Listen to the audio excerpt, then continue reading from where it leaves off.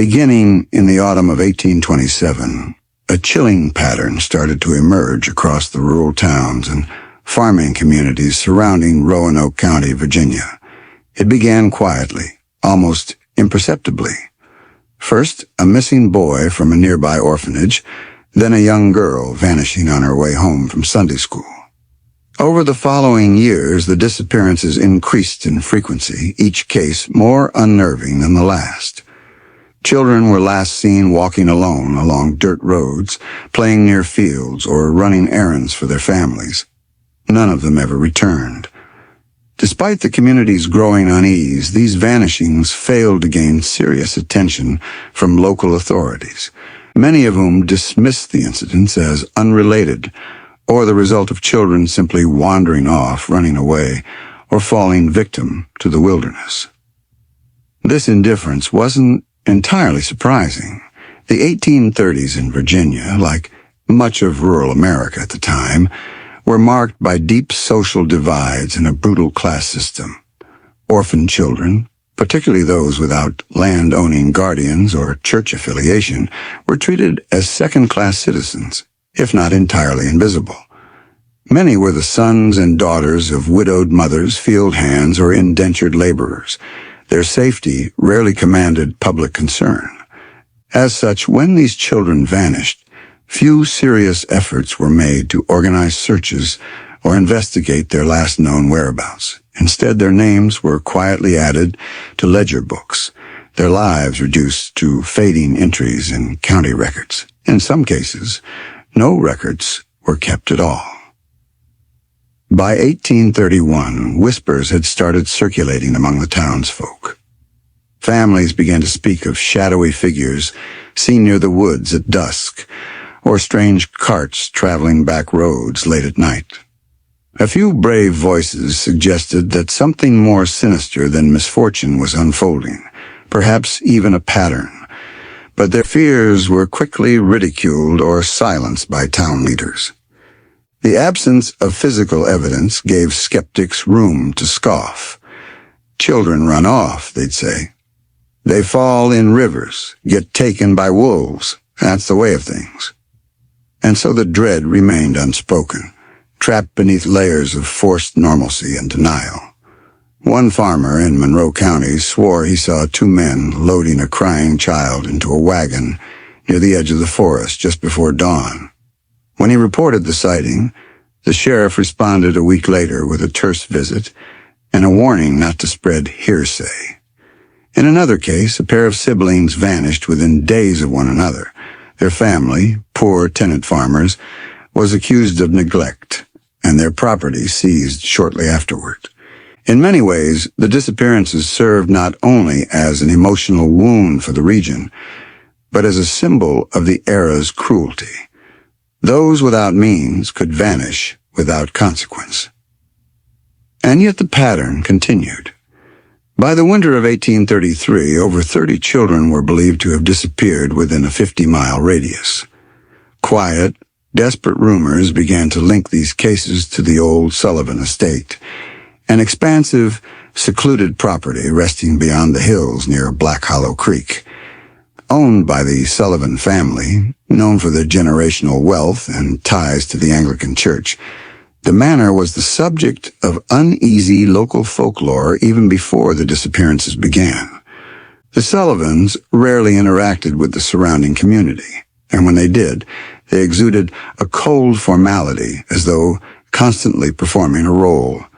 Some described them as God-fearing folk, others as aloof and reclusive. No one, however, truly knew what happened beyond their gates. Despite its isolation, strange events around the estate did not go unnoticed. Farmhands spoke of guttural wails echoing from the forest near the property, and travelers claimed to see small, pale faces watching from attic windows, only to vanish the moment they were spotted. There were reports of servants who vanished after a season, never to return for wages or letters.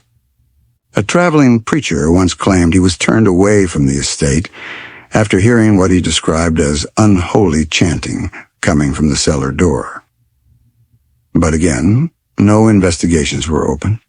The Sullivans, after all, donated heavily to the local parish, contributed to land upkeep, and were rumored to host occasional gatherings for regional elites, judges, clergy, and businessmen. They were untouchable, and few dared question their integrity, regardless of how many children continued to go missing. This climate of fear and inaction persisted until the spring of 1834, when an unusually violent thunderstorm rolled through the region. What happened next would shatter the silence and confirm what many had feared for years. But before that storm would peel back the layers of rot festering beneath the surface, the land remained still, and the missing children, 47 in all, remained nothing more than whispered names on grieving lips and buried ledgers. Their stories were nearly forgotten until the basement was open. Perched on the edge of Black Hollow Creek, the Sullivan estate stood like a monument to something long dead. The house, built in the late 1700s by colonial money and dark ambition, loomed with an unsettling presence. 3 stories of warped timber, ivy-choked stone, and crooked chimneys that smoked year-round, even in summer. Locals called it God's blind spot, a name passed between generations, always whispered. From the road, few ever saw more than its shadowed outline behind twisted trees and creeping fog. But those who had drawn closer spoke of silence so heavy it pressed against your chest. The Sullivans themselves were a mystery wrapped in reverence. Old Virginia money, tied to the Anglican Church and boasting distant connections to English nobility, they held a strange power in the region. They rarely attended public functions, and when they did, it was in rigid silence. Faces pale, clothes dark, movements almost mechanical. Elias Sullivan, the patriarch during the time of the disappearances, was known as a devout man of study. Some claimed he had once been a preacher, while others said he left seminary after unorthodox theories about purification through pain. His wife, Martha, was hardly ever seen, and when she was, her eyes appeared swollen and distant, as though permanently waking from some terrible dream. They had no known biological children, but often hosted orphans and wards taken in for Christian charity. Local pastors praised the Sullivans for their generosity, noting how their estate gave shelter to the least of these. No one ever questioned where the children went after their time at the manor. Most assumed they were adopted elsewhere or moved on. But no records of any such adoptions exist. Not one. Servants came and went, most staying only a season. Some fled in the dead of night, never returning for wages. Others, particularly young girls from poor families, vanished completely. When questions were raised, the Sullivans would send formal letters noting poor behavior or sudden illness as reason for dismissal. Always in perfect cursive, always with the church's approval. Even county officials, when occasionally pressed to investigate oddities at the estate. Strange shipments arriving at dawn, livestock mutilated near the woods, strange smoke and the low toll of bells from the property at night, responded with indifference or, in one case, were invited for supper and never brought the issue up again. There were stories, of course. In taverns and barns, older men would speak low about what they'd seen near the estate. Shapes moving behind upstairs curtains, music that didn't follow any Christian rhythm, and smells thick and coppery, rising from vents in the earth near the gardens. One hunter claimed he saw children, thin and naked, wandering near the tree line before being pulled back by a tall figure in robes. No one believed him. Or at least, no one said they did. The manor itself was a patchwork of old architecture and inexplicable additions. Windows were bricked over without reason, doorways led to nothing but bare walls, and certain rooms seemed to breathe cold air even during humid Virginia summers. Carpenters hired to repair parts of the estate in 1832 reported narrow staircases that twisted downward without end. Doors bolted from the outside and claw marks etched into the underside of wooden beams. When asked about it afterward, the workers denied everything, flatly. One quit carpentry altogether. What unsettled most who ventured near the Sullivan grounds was the silence. Birds avoided the area. Crickets fell quiet the closer one got to the gate. Even the wind seemed to stop. There were no dogs kept on the property. No laughter. No visible life. Only the occasional flicker of movement in high windows or the heavy slam of a door when no one was outside. Yet, despite all of this, or perhaps because of it, the estate was protected. The Sullivans were never taxed heavily, never investigated for anything, and rarely spoken of by name. Their influence ran deep, like roots in rotting soil, and people learned quickly that questioning them led to consequences, often quiet and permanent. To those who dared speak freely, the house was cursed. Not by specters or folklore, but by whatever lived inside the family itself. Whatever belief or obsession had twisted their sense of right and wrong into something monstrous and ritualistic. The Sullivans weren't just reclusive aristocrats. They were keepers of something old, something they believed the rest of the world was too blind or too weak to understand. And as the years passed and more children went missing, the locals grew less curious and more afraid. It was safer not to ask, safer not to look too long at the manor's high windows or wonder why no child ever left through its front gate. The storm would take that choice away. The spring of 1834 brought with it an unusual and relentless string of storms. The rains came hard and fast, drenching the Virginia countryside for days on end. What began as a heavy downpour soon escalated into flooding across lowland farms and homesteads. Creeks spilled over their banks, roads washed out, and several hillsides crumbled beneath the weight of saturated earth. Among the properties affected was the Sullivan estate, perched atop a sloping ridge just beyond Black Hollow Creek. The land beneath the mansion had always been damp and prone to shifts, but this storm, louder, longer, and more violent than any in recent memory, tested the foundation in ways it had never experienced. By the third night, thunder cracked like cannon fire over Roanoke County, shaking windows and toppling trees. Lightning struck a tall oak not 50 yards from the estate's western wing, igniting it before the rain quickly snuffed out the flame. The Sullivan Manor, made of old stone and rotting beams, groaned under the pressure of the storm. Rainwater poured through the soil, seeping into the lowest levels of the house, collecting in the old brick cellar beneath the servants' quarters. That part of the basement had long been unused, or so the records claimed. The following morning, as the storm moved on and clouds began to break, staff at the estate noticed structural damage near the rear of the house. A retaining wall along the outer cellar had buckled, and a section of the ground near the old smokehouse had caved in.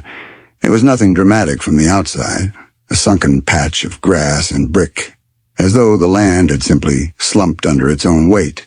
But when local masons were brought in to assess the damage and begin repairs, they discovered something none of them were prepared for. Beneath the loose earth, hidden behind layers of stone and thick wooden support beams, they found an entrance. At first, it seemed like an ordinary sealed chamber, likely forgotten with time, a common feature in older estates. But the door was strange. Reinforced with iron, marked with deep gouges from the inside, it bore no handle. The workers, curious and unsettled, pried it open with tools. What they found behind it would break the veil of silence that had shrouded the region for years. Inside was darkness, pure, suffocating, and heavy with the stench of rot. The air that rushed out carried the unmistakable scent of human decay, mold, and something else, something older, fouler. As they stepped inside with lanterns, the flickering light revealed what could only be described as a nightmare made real. Dozens of children, 47 in total, were inside. Some stood weakly, eyes wide and unblinking. Others lay motionless on the cold stone floor. Most were chained to the walls, ankles and wrists bruised raw, their skin pale and stretched thin over bone. Many had gone so long without sunlight that their eyes had adjusted unnaturally to the dark. They didn't cry. They didn't scream. The silence in that chamber was more terrifying than any shout could have been. Symbols had been carved into the stone, rows of them, circling the room like some grim, sacred geometry. Some were old religious motifs warped into unfamiliar forms, while others resembled runes no one could identify. Bits of cloth, bones, and broken toys were strewn across the floor, suggesting that the room had been lived in, if such a word could even apply to what had occurred there. One of the children, a boy no older than 8, whispered a single word over and over when questioned, "Father." As word spread of what had been discovered, authorities rushed to the estate. They tried to piece together the horror that had been unearthed, but the Sullivans were gone. The family had vanished overnight, taking with them answers no one would ever get. Horses and wagons had been removed from the stable, their bedrooms left in eerie order. Only one door inside the house had been locked from the outside, the one leading down to that buried chamber. For years, people had speculated, guessed, and warned each other in hushed tones about the Sullivan family. But it wasn't until the storm cracked open the earth that anyone truly understood what had been hiding underneath. What the storm revealed, no one could forget. The rain had pounded the Sullivan estate for 3 days without pause, turning the earth around the once grand manor into a sodden mire of mud and twisted roots. The storm, remembered by locals as one of the worst in decades, caused parts of the surrounding forest to collapse and flood, sending debris crashing into the outer structures of the property. It wasn't until the third night, when the southern wall of the old wine cellar gave way, that the true horror hidden beneath the Sullivan estate began to seep into daylight. The workmen sent to assess the damage weren't prepared for what they found. Initially, they believed they'd stumbled into an old storage corridor bricked up long ago, its stonework rough and hastily sealed. But as the earth shifted and the wall fully gave out, a gaping black cavity was revealed, leading into a subterranean space that reeked of something foul and ancient. At first they assumed it was a forgotten part of the original cellar, perhaps where coal or animal feed had once been kept. Then the moans began. The sounds were faint, barely audible over the creaking wood above and the dripping of water, but unmistakably human. Low, breathless, and fragmented, they rose up from the darkness like prayers offered to no god. One of the workers lit a lantern and stepped through the breach. What he illuminated would remain scorched into his mind until the day he died. Inside the secret chamber were children, 47 in total. Though in the dim, choking light, many hardly appeared human. Their eyes, sunken and enormous, blinked slowly against the sudden flare of flame. Bones jutted out beneath translucent skin. Some wore what had once been nightgowns or underclothes, now reduced to filthy rags. Others were completely naked. Their bodies bore signs of starvation and long-term confinement. Bruises, welts, healing fractures, and in some cases open sores infected with mold and rot. A rancid, coppery stench filled the space, the result of blood, urine, and the slow decay of human life left too long in the dark. Chains clinked softly as several of the children stirred. Many were shackled directly to the walls or floor by rusted iron links bolted into the stone. Their limbs, too weak for full movement, trembled as they tried to sit up or crawl toward the light. Others didn't move at all. At least 3 had already died. The corpses were skeletal and partly decomposed, their hands still locked in the same restraints as the living. Covering the stone walls of the chamber were markings, hundreds of them, scratched, carved, or painted in reddish-black pigment that, upon closer inspection, appeared to be dried blood.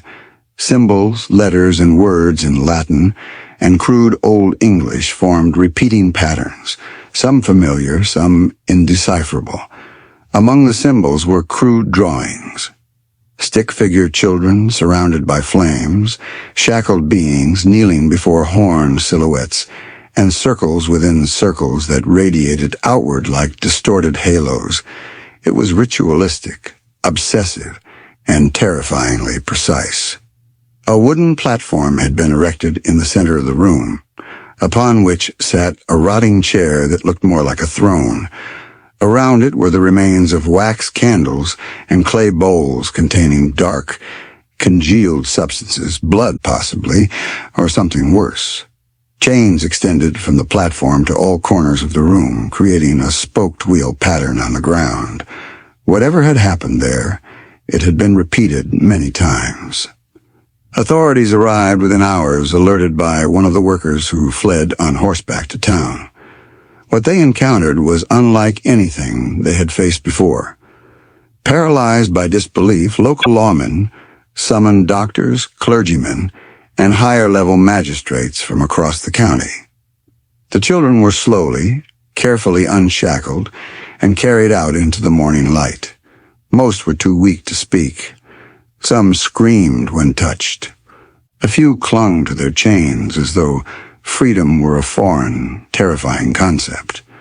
One girl, no older than 8, had her tongue crudely removed surgically, but without proper healing. Another boy's hands had been intentionally broken and set incorrectly, leaving his fingers permanently bent inward. It soon became clear that these children had not only been physically tortured, but psychologically shattered. They flinched at the sound of hymns and cried at the sight of fire.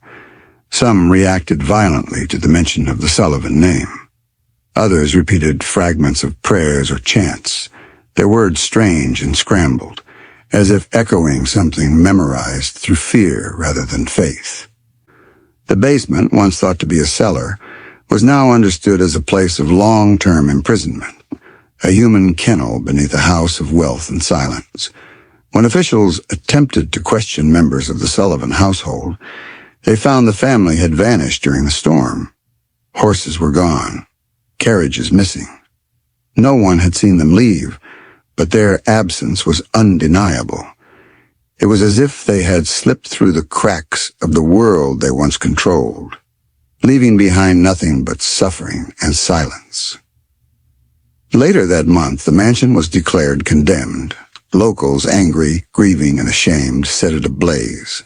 The fire burned for hours, lighting the valley in a sick orange glow that seemed both cleansing and damning. The screams of the children still haunted the town for years to come, but the basement itself was never reopened. The opening collapsed weeks later, sealed by time and shame. Nothing ever grew right on that land again. After the basement was uncovered and the children rescued, investigators began the grim task of combing through the rest of the Sullivan estate. While the public's focus remained fixed on the shocking number of victims and the physical horrors of the cellar, what authorities discovered in the mansion's sealed-off rooms would offer an even more disturbing glimpse into the minds of the family responsible. The answers weren't just in what had been done, but in why it had been done. Behind a locked door on the second floor of the Sullivan house, tucked behind a false wall in what was once thought to be a guest bedroom, they found a hidden study. The room was windowless and lined with high, dusty bookshelves. Strange symbols were carved directly into the wood and stone. A large desk sat in the center, its surface cluttered with ink-stained quills, wax seals, scraps of parchment, and heavy leather-bound journals. The air smelled of mold and iron, and the atmosphere had the stillness of a place long undisturbed, yet deeply charged with presence, like something had remained there, watching. What lay within the journals and documents shocked even the most seasoned lawmen. The pages, written in a combination of Latin, Old English, and archaic religious prose, revealed the inner workings of a belief system that had taken root within the Sullivan family across generations.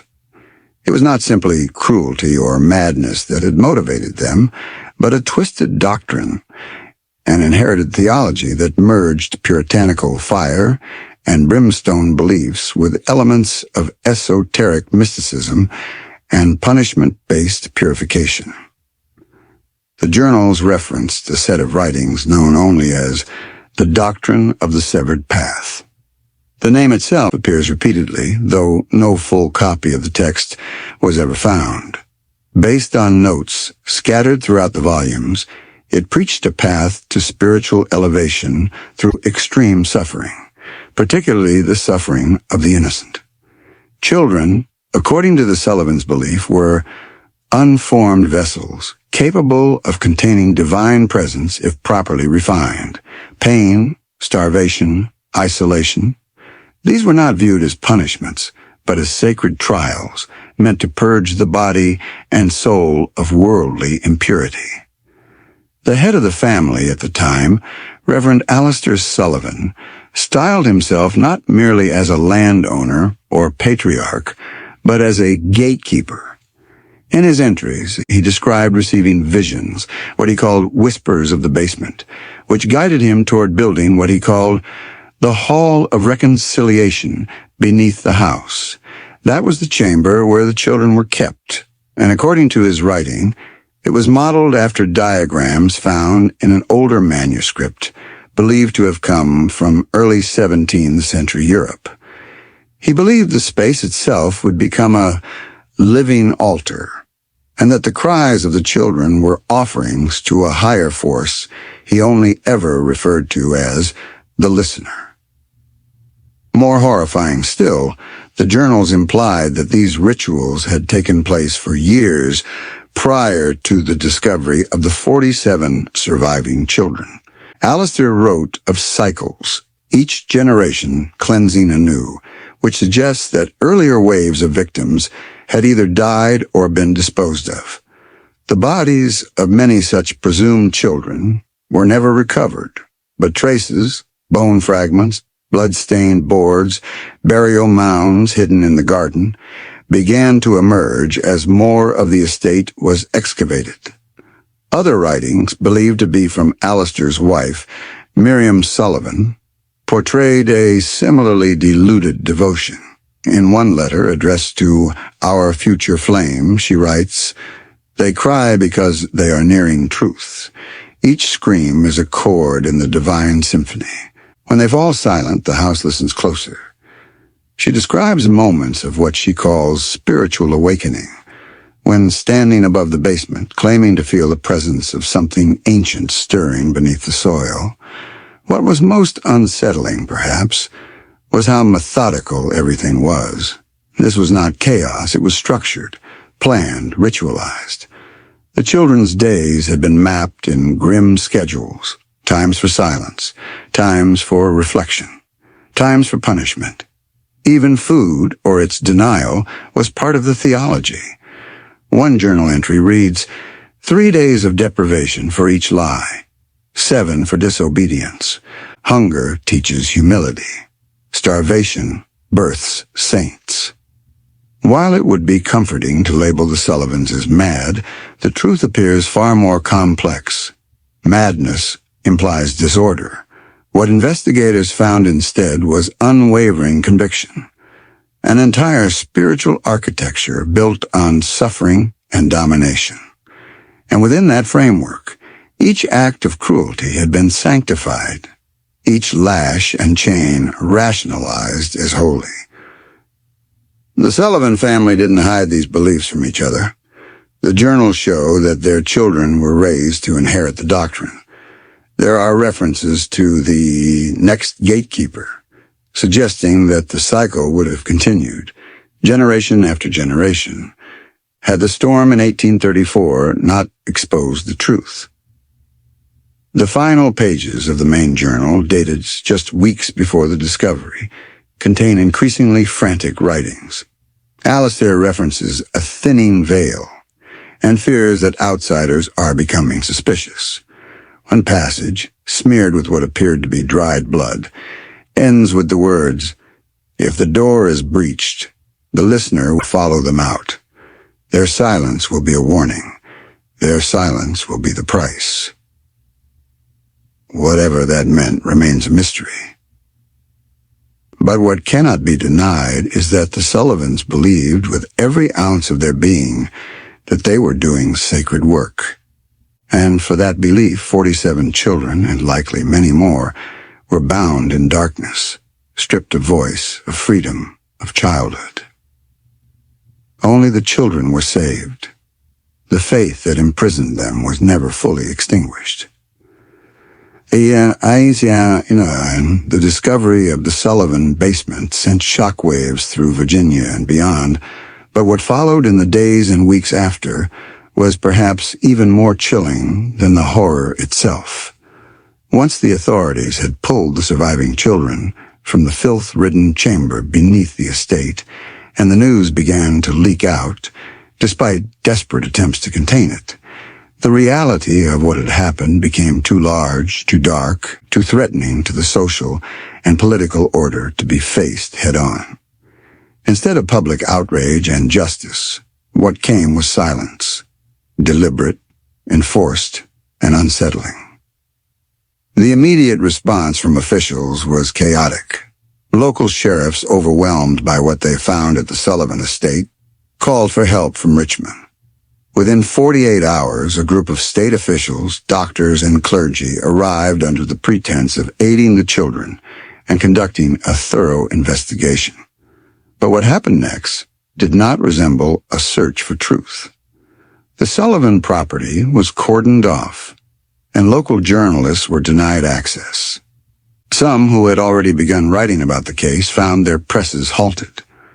One editor from the Roanoke Eagle reportedly vanished after refusing to pull a story linking the Sullivans to multiple earlier child disappearances.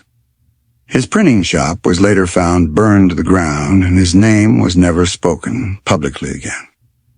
Meanwhile, the surviving children, those who were strong enough to move or speak, were quickly and quietly dispersed. A few were placed in overcrowded poorhouses or work farms, institutions that promised restoration and education, but in reality functioned more like holding cells. Others were sent to religious orphanages where questions were discouraged and memories were treated as delusions or sin. Many of these children were given new names, new birth records, and told never to speak of what they had endured. And they didn't. Whether through trauma, fear, or coercion, the vast majority remained silent for the rest of their lives. Of the 47 found, only 32 survived the first month. Malnourishment, infection, and psychological shock took the rest. Few graves were marked. No memorial was ever built. No reparations were made. And what of the Sullivan? That is the question that has haunted every version of this story since the day the basement was revealed.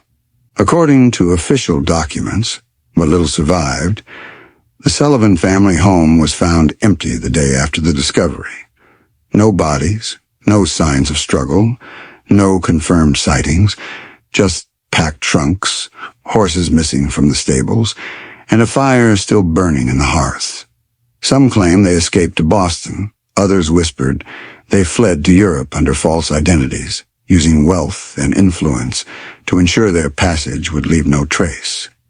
Despite a few formal warrants being issued, no serious pursuit was ever conducted. It was as if the state, perhaps even the nation, had already agreed it was better to let them disappear than allow their crimes to tear open the social fabric. Why? That remains the most damning question of all. The Sullivans were not merely wealthy landowners. They were connected to church leaders, judges, and even early political families with ties to the formation of the Virginia legislature. There were rumors, though never confirmed, that prominent men from Richmond had attended secret gatherings at the Sullivan estate in previous years. Others suggested that what was found in the basement was only the tip of something larger, a network perhaps, or at least a system of complicity that reached far beyond one family. Whatever the truth, the reaction made one thing clear. Those in power were more interested in erasing the atrocity than reckoning with it. Within 2 weeks of the discovery, all legal records of the investigation were sealed under a special motion for the preservation of public order. Any talk of mass trials or charges against the Sullivan estate evaporated. Clergymen who had originally promised sermons condemning the acts fell strangely silent. A month later, a brief notice appeared in a Richmond paper stating the Sullivan property had been declared uninhabitable due to structural damage and would be demolished. No mention was made of the children or the chains or the cries heard by workers during that first stormy night. But it wasn't the government that brought the final end to the house. It was the townspeople. Fueled by grief, rage, and a sense that justice would never come, a group of men from surrounding farms rode to the estate late one night in early summer. They doused the manor in oil, set fire to the walls, and watched it burn to the ground. No one tried to stop them. No one filed a report. By morning, the once grand estate was reduced to ash and cinder. All that remained was the scorched stone of the basement entrance and the twisted remnants of rusted chains half buried in dirt. Even those in time were swallowed by weeds. But the memory endured, if only in whispers. Families told the story quietly, behind closed doors. Children were warned never to wander near old properties, and strangers asking too many questions were eyed with suspicion. The silence wasn't just imposed by authorities. It became cultural, a shared wound too raw to name. Not a single Sullivan family member was ever brought to justice, and those who tried to uncover more were either ignored, threatened, or made to disappear themselves. Some stories aren't buried by time. They're buried on purpose. If this story gripped you, there's more waiting in the shadows. Subscribe to Bloodlore, where every tale is true, every whisper matters, and every week we drag another buried secret into the light. Don't just listen. Remember,